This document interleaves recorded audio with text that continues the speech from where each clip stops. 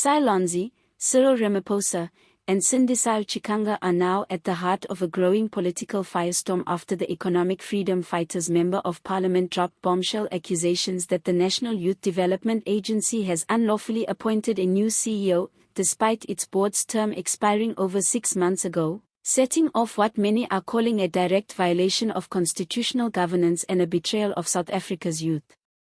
This dramatic allegation, delivered with unmistakable rage and conviction, has sparked waves across the political landscape, casting a dark shadow over the credibility of the NYDA, and even raising questions about President Ramaphosa's leadership choices.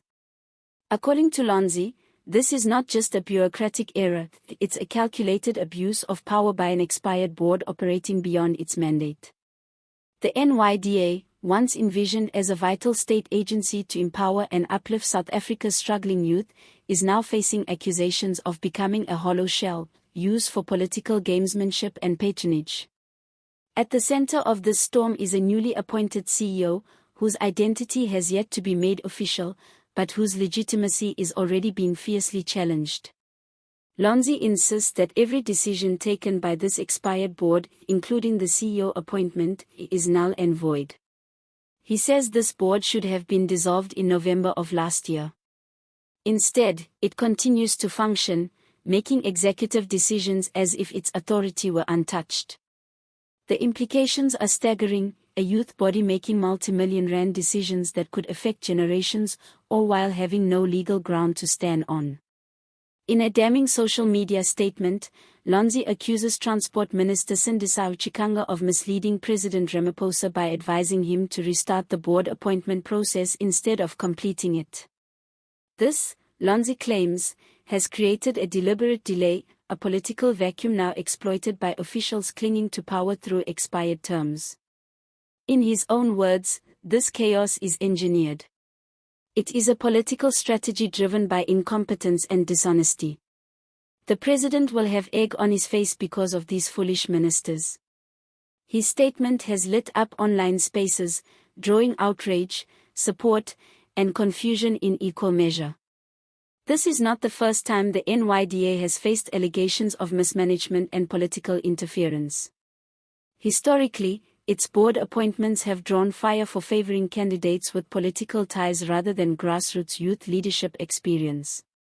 Critics say it has become a tool of the ruling elite, more concerned with internal ANC factional battles than with serving South Africa's young people. And now, the latest developments seem to affirm what many have long feared, that the agency has drifted dangerously far from its original mission. Minister Chikunga has not commented on the allegations. The presidency remains silent. But the clock is ticking.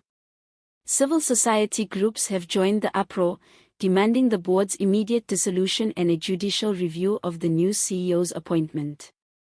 One Johannesburg-based youth advocacy group stated, "It is unacceptable that decisions impacting millions of young people are being made by individuals without legal standing."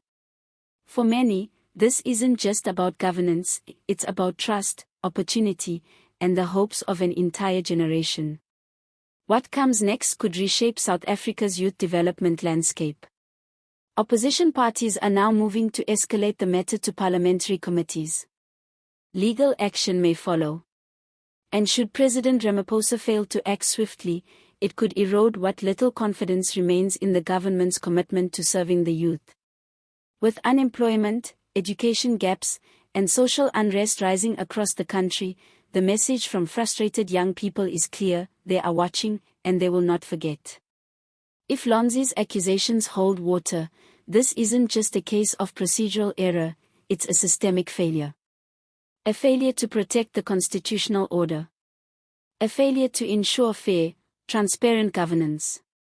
And most heartbreakingly, a failure to deliver on the promises made to millions of young people desperate for opportunity, dignity, and change. So, what will President Ramaphosa do? Will Minister Chikunga defend her role, or remain silent as pressure mounts? And what of the NYDA? Can it ever regain credibility, or has it already lost the very generation it was created to serve? If this story gripped you, Don't forget to subscribe to this channel for more hard-hitting reports like this. Smash the like button, drop a comment sharing your thoughts, and let us know, do you believe the NYDA has betrayed South Africa's youth? And should the board face legal consequences for its actions? Your voice matters. Speak up, and let's hold leaders accountable.